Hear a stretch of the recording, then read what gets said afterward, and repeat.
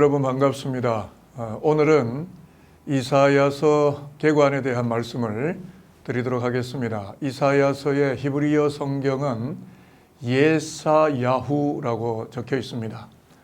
이사야 선지자 이름을 그대로 사용했기 때문에 예사야후라고 했고, 단축 이름은 예사야입니다. 그 이름의 의미는 여호와는 구원이시다라는 뜻이 되겠습니다. 영어 성경에서는 Isaiah이라고 발음을 하게 되고요. 한문 성경은 이사야쇼, 또 개역 성경 한글판은 이사야 이렇게 했습니다. 이사야서의 저자에 대해서는 세 가지 견해가 있습니다. 첫째는 1장에서 66장 전체를 아모스의 아들 이사야의 저작으로 보는 견해이고요. 둘째는 1장에서 39장은 이사야를 저자로 보고 40에서 66장까지는 익명의 선지자의 저작으로 보기도 하는데, 그래서 40에서 66장을 제2 이사야라고 보는 견해입니다. 세 번째는 1장에서 39장을 제1 이사야로 보고 40에서 55장을 제2 이사야, 그리고 56에서 66장을 제3 이사야로 보는 건데, 제3 이사야는 바벨론 포로 귀환 이후에 곧 에스라나 느헤미야 시대에 기록된 것으로 보는 견해가 되겠습니다. 이와 같이 한 명의 저자로 보지 않고 두 명 또는 세 명의 저자로 보는 이유가 있습니다. 첫째는 1장에서 39장은 심판의 책임 반면에 40에서 66장은 위로와 소망에 담겨있는 책이라는 이유 때문이고요. 또 두 번째는 이사야보다 무려 100년 이상 후대의 인물인 고레스가 등장한다는 문제가 제기되고 있고, 또 세 번째는 이방인의 구원에 관한 신학적 개념은 훨씬 후대의 것이기 때문에 이런 해석들을 하게 되고요. 또 하나는, 네 번째는 메시아 왕국의 도래, 또 이사야 제일 마지막에 나오는 최후 심판 등등은 포로 시대 이후에 생겨났던 저작으로 보고 있기 때문에 그렇습니다. 그리고 이사야서의 기록 연대에 대해서는 이사야 선지자는 우시야 왕 말기의 사역을 시작을 해서 요담, 아하스, 히스기야를 거쳐서 므낫세 때까지, 즉 순교하게 되기까지 약 60여 년간 예언 사역을 합니다. 그렇기 때문에 이사야서의 기록 시기를 추정한다면 이사야서의 활동 시기라고 할 수 있는 BC 790에서 680년경으로 학자들이 추정을 할 수 있다고 하겠습니다. 이사야서의 기록 목적에 대해서 좀 알려드린다면, 우상 숭배 또 여러 죄악들을 일삼는 유다를 향해서 하나님의 심판 메시지를 선포하고 하나님께로 돌아와서 하나님을 섬기도록 촉구하기 위해서 이 이사야가 쓰여졌다고 보시면 됩니다. 예를 들면 이사야 1장에 보면 소도 그 임자를 알고 나귀는 그 주인의 구유를 알건만은 이스라엘은 알지 못하고 나의 백성은 깨닫지 못하는도다 라고 탄식하는 예언이 쏟아지고 있고, 너희가 예배를 드리러 오지만 헛되이 내 마당만 밟을 뿐이니 헛된 재물을 다시는 가져오지 말라, 이런 예언이 선포되는 것을 보면 언약 백성 이스라엘이 입으로는 하나님을 부르고 있지만 외형으로는 예배 형식을 취하고 있지만 마음은 매우 멀어져 있고 우상 숭배 혹은 영적 배교가 이스라엘을 뒤덮고 있었기 때문임을 짐작해 해주는 구절들이라고 하겠습니다. 자, 그런데 이사야서가 1장에서 39장까지 이러한 날선 심판의 분위기가 서려 있는 게 맞지만 40장으로 건너오면서부터는 회복과 희망과 위로의 메시지가 외쳐지고 있고, 더 나아가서 택한 백성들, 즉 회개를 통하여 하나님 앞에 남아있는 자들, 즉 렘넌트, 곧 그루터기들을 통한 하나님의 구원, 예루살렘 재건의 청사진을 밝혀주기 위해서 기록되었다고 보는데, 예를 들면 이사야 40장 1절이 너희는 내 백성을 위로하라 라고 시작을 하고, 이사야 66장에 가보면 예루살렘을 사랑하는 너희들아, 너희가 젖을 빠는 것 같이 그 위로하는 품에서 만족하겠고 어머니가 자식을 위로함 같이 내가 너희를 위로할 것이니 너희가 예루살렘에서 위로를 받으리니, 이런 예언의 말씀이 선언되고 있기 때문에 이러한 것들은 메시아를 통해서 언약 백성 이스라엘이 온전히 회복이 되고 예루살렘이 거룩한 하나님의 도성이 될 것을 확증하며 보여주려고 기록된 것이다 하겠습니다. 자, 그리고 좀 중요한 말씀을 드리겠는데, 이사야서와 진정한 힘의 역학관계인데요. 잘 집중해서 보시길 바랍니다. 이사야서는 힘에 대하여 말합니다. 이사야 31장 1절에 보면 도움을 구하러 애굽으로 가는 자들은 화 있을진저라는 말씀이 나오지 않습니까? 애굽이 힘이 아니라는 예언을 하는 겁니다. 이 땅을 살아가는 모든 인생들은 제각각 의지하는 것이 있는데 부자들은 자기 돈을 의지하고 학자들은 자기 지식을 의지하고 군인과 장수들은 자기 군대와 병력을 의지하고 아리따운 여인은 자기 미모를 의지하고 정치인들은 외교와 정치 실력을 의지합니다.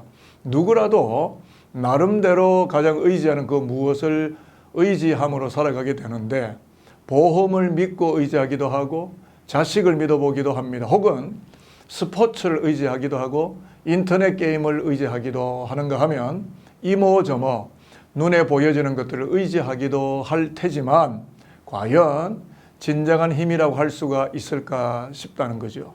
자, 이사야서는 바로 이것을 말하고 싶은 예언서라고 하겠습니다.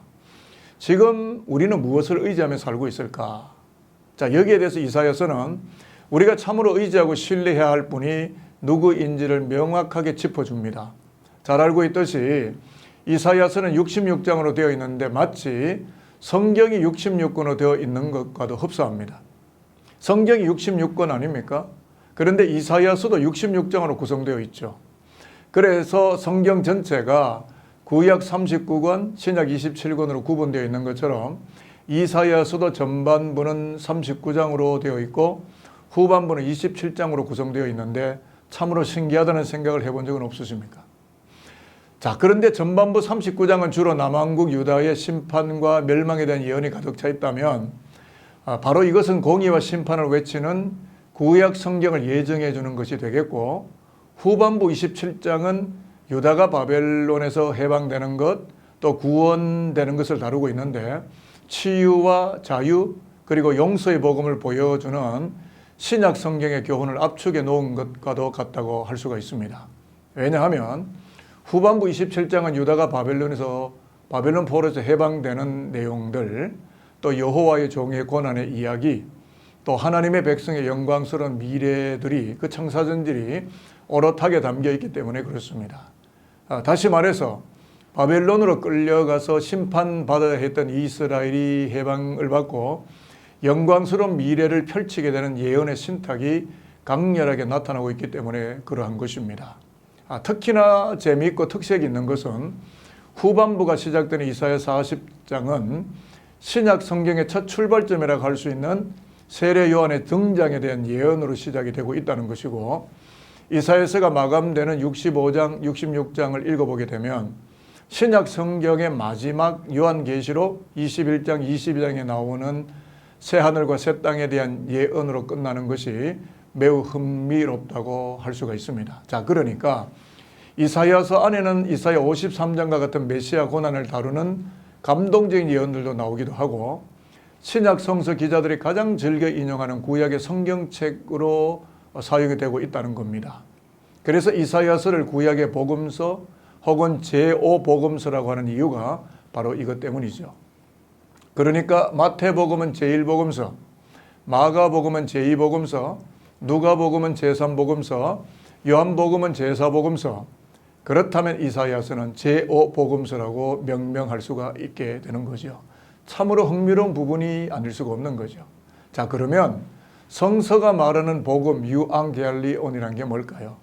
이사야 6장에 보면 그 복음을 찾아낼 수가 있는데 이사야가 선지자로 부름을 받았을 때 성전에서 자신이 죄인임을 고백하고 발견하게 되는데 그때 하나님의 보좌로부터 들려오는 약속의 말씀이 있었습니다. 그 음성은 뭐냐 하면 이사야야 내 입의 죄가 사하여졌느니라는 음성입니다. 죄와 우상 숭배 배교로 말미암아서 영적으로 눈멀어버린 당신의 백성을 구원하려고 하실 때에 가장 먼저 죄로부터 해방과 자유를 선언하시는 것이 이사야서 안에 나타나고 있는 복음인 것인데 이것이 바로 이사야가 제5복음서라는 의미를 안고 있다고 하겠습니다. 자, 그러면 이제 아까 힘의 이야기 했는데요. 바로 이것이 이사야가 말하고 있는 힘의 역학관계라는 거예요.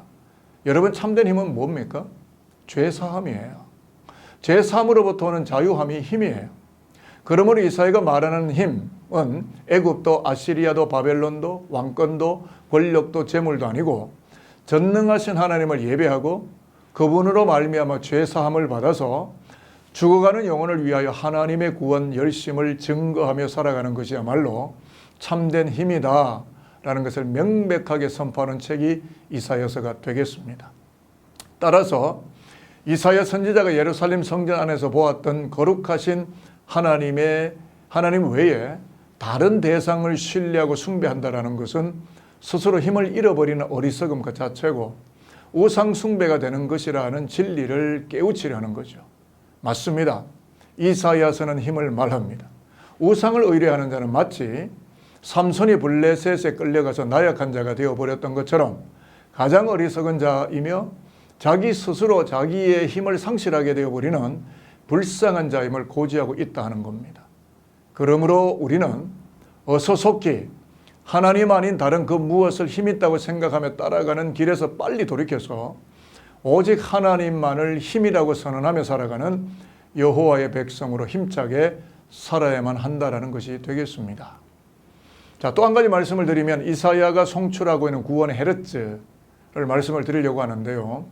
이사야서는 우리에게 구원의 헤르츠를 강하게 송출하고 있습니다. 무슨 말이냐면 이사야는 외칩니다. 하나님의 주권을 보라. 하나님의 신실하심을 보라. 하나님의 열심을 보라. 그리하여 하나님만 신뢰하여라. 그를 예배하여라. 힘있고 영광스럽게 살아가도록 하여라. 이런 구원의 메시지를 송출하는데요. 이제 저와 여러분들이 이사야서 1장에서 66장을 읽어나가면서 자신에게 질문을 던져보면 어떻겠습니까? 나는 무엇을 신뢰하며 살아가는가? 과연 나의 능력인가? 하나님의 능력인가? 나의 열심인가? 아니면 하나님의 열심인가? 그렇습니다. 하나님만을 믿고 신뢰하며 힘있게 힘차게 살아가는 저와 여러분이 되어야 하겠습니다. 이제 그래서 마지막으로 이사야 40장 31절을 선언한 후에 개관 영상을 마치겠습니다. 그 말씀은 여러분이 잘 아는 말씀이죠. 오직 여호와를 앙망하는 자는 새 힘을 얻으리니 독수리가 날개치며 올라감 같을 것이요 다른 박질하여도 곤비하지 아니하겠고 걸어가도 피곤하지 아니하리로다. 아멘. 이제 말씀 마칩니다.